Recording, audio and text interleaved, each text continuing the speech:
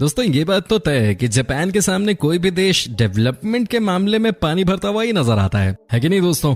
कहा जाता है कि हम अभी 2020 में जी रहे हैं तो जापान 2050 में पहुंच चुका है। दोस्तों आज हम आपको जापान के बारे में कुछ ऐसी चीजें दिखाने वाले हैं जिन्हें देखने के बाद आपके पैरों तले जमीन न खिसक जाए तो आप कहिएगा।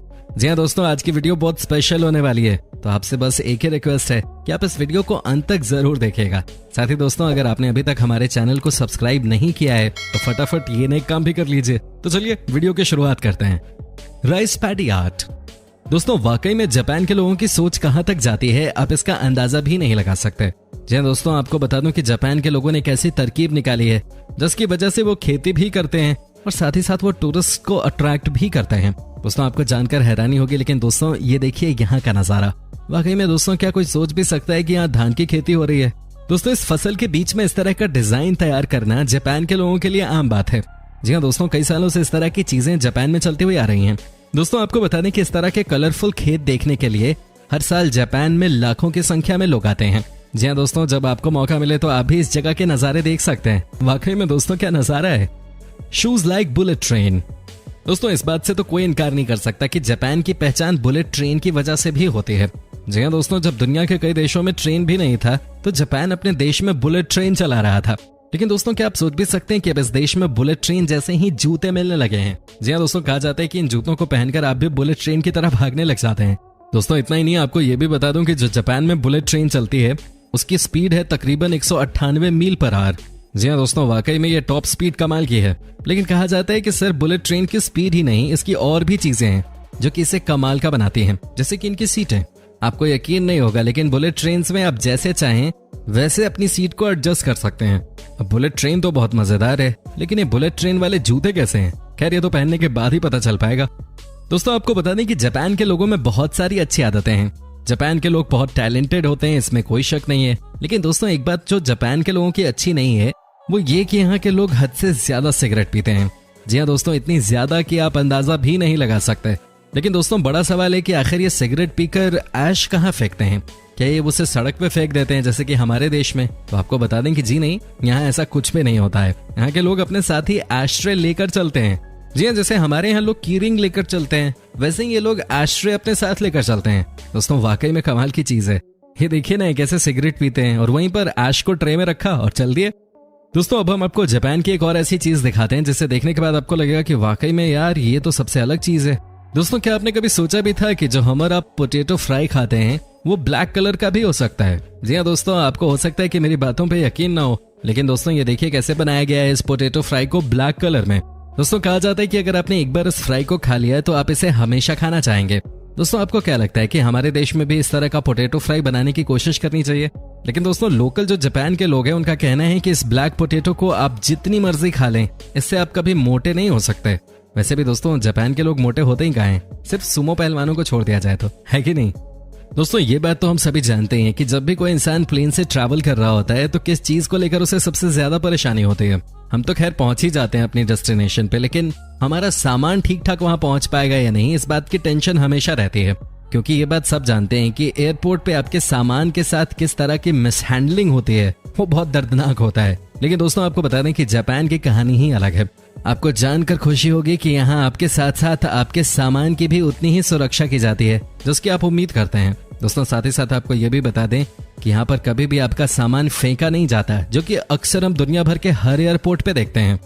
दोस्तों हमारे देश में वेंडिंग मशीन आपको गिनी चुनी जगहों पे ही मिलेंगे और जो मिलते हैं उसमें भी दोस्तों या तो आपको कुछ चॉकलेट्स दिख जाएंगे या फिर कोल्ड ड्रिंक। इससे ज्यादा दोस्तों आपको कुछ नहीं मिलता है। बहुत से लोगों को तो ये पता भी नहीं होगा कि वेंडिंग मशीन का नाम वेंडिंग मशीन क्यों पड़ा है, हालांकि इसमें हमारी कोई गलती नहीं है।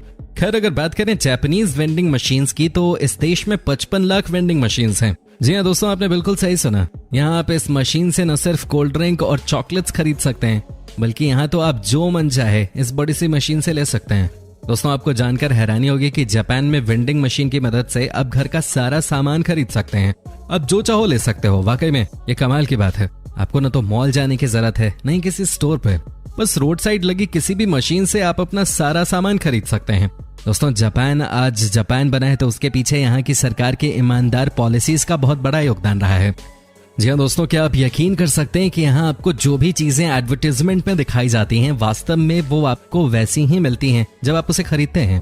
दोस्तों यहाँ के बारे में एक बार बहुत मशहूर है कि अगर आप ईमानदारी से चलेंगे तो आपके पीछे ईमानदार लोगों की फौज खड़ी हो जाएगी। जी हाँ दोस्तों, तभी तो यहाँ के रेस्टोरेंट्स में भी आपको ठीक वैसा ही खाना सर्व किया जाता है जैसा वो यहाँ के मेन्यू में दिख रहा होता है। दोस्तों ये देखिए कैसे यहाँ पे लोगों को प्यार से खाना खिलाया जा रहा है। सबसे कमाल की बात तो यह है कि यहाँ पर खाने को सर्व करने के लिए किसी लड़के की जरूरत नहीं पड़ती।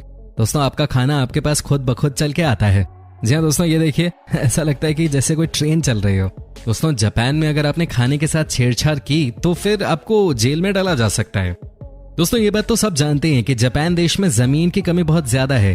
कहने का मतलब यह है कि जब जमीन ज्यादा ना हो तो बड़े बड़े शहरों में कार कैसे पार्क करें, कैसे बाइक पार्क करें, ये एक बहुत मुश्किल वाली बात हो जाती है। दोस्तों आपको जानकर हैरानी होगी कि जापान दुनिया का पहला देश है जिसने मल्टी लेवल पार्किंग की सुविधा की शुरुआत की। जी हाँ दोस्तों, वाकई में ये कॉन्सेप्ट बहुत कमाल का है। ये देखिए कैसे एक ही जगह पे हजारों कार्स को अलग अलग लेवल पे पार्क किया गया है।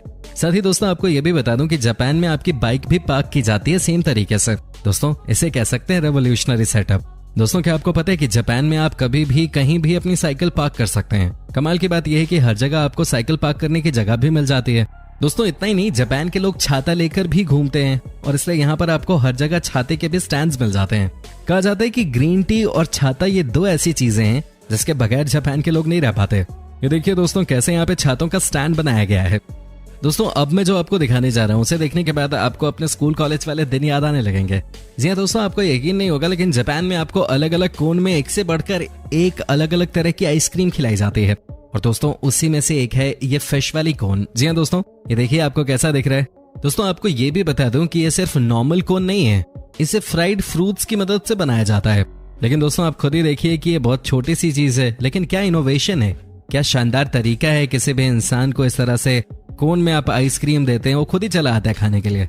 दुनिया में हर जगह अभी भी नॉर्मल कोन ही चल रहा है लेकिन दोस्तों जापान तो जापान है, ये कहीं ना कहीं इस देश की डेवलपमेंट को भी दिखाता है।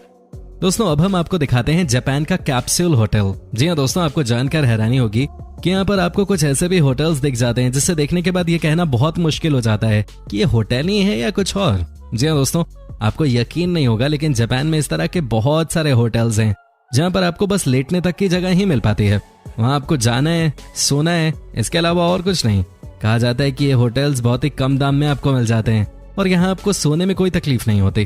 दोस्तों ये वैसे ही होते हैं जैसे हमारे देश में ट्रेन की सीट होती है। आपको यहाँ इन कैप्सूल होटल्स में पूरी प्राइवेसी भी मिलती है। तो क्या आप जाना चाहेंगे इन होटल्स में? आप हमें कमेंट करके बता सकते हैं। दोस्तों अब हम आपको बताते हैं जापान के स्मार्ट टॉयलेट के बारे में। जी हाँ दोस्तों, आपको बता दें कि यहाँ पर यानी कि जापान में एक से बढ़कर एक टॉयलेट्स आपको देखने को मिल जाते हैं। दोस्तों आपको यकीन नहीं होगा लेकिन यहाँ पब्लिक प्लेस में जो टॉयलेट्स हैं उनकी सफाई भी इतनी बेहतरीन होती है कि लोगों को यकीन नहीं होता कि ये टॉयलेट ही है और कुछ और है। साथ ही दोस्तों आपको ये भी जानकारी दे दूं कि यहाँ के टॉयलेट्स में अलग अलग तरह के रिमोट्स लगे होते हैं जिनकी अलग अलग फंक्शनैलिटी होती है। जी हाँ दोस्तों, आपको बटन प्रेस करना होता है और उसके बाद सारी साफ सफाई ये खुद कर लेते हैं। चलिए अब हम आपको दिखाते हैं जापान में बिकने वाले स्मार्ट ब्रा से। जी हाँ दोस्तों, इसे स्मार्ट क्यों कहा जाता है वो भी हम आपको बताएंगे। दोस्तों ये ब्रा बहुत ही कमाल की चीज है। आपको बता दें कि जो भी औरत इस ब्रा को पहनती है वो हमेशा सेफ फील करती है। दोस्तों कहा जाता है कि ये ब्रा सिर्फ और सिर्फ लड़कियों की हार्ट बीट से चलती है। जी हाँ दोस्तों, कहा जाता है कि ये ब्रा तभी खुलती है जब लड़की को पता होता है कि वो उस लड़के के साथ है जिसे वो प्यार करती है। दोस्तों साथ ही स्मार्ट ब्रा की मदद से लड़कियों का लव टेस्ट भी हो जाता है, क्योंकि अगर लड़की आपसे सच्चा प्यार करती है तो ये ब्रा अपने आप ही खुल जाता है, नहीं तो नहीं खुलता। दोस्तों उम्मीद करता हूँ कि आपको हमारा ये एपिसोड पसंद आया होगा। साथ ही दोस्तों अगर आपको इस वीडियो पे कोई राय देनी है तो आप हमें कमेंट करके बता सकते हैं। हमें आपके कमेंट्स का इंतजार रहता है। और जाते जाते अगर आप हमारे चैनल पे नए हैं तो प्लीज चैनल को सब्सक्राइब जरूर कर लीजिएगा, क्योंकि हम आपके लिए रोज ही इस तरह के वीडियोस बनाते रहते हैं।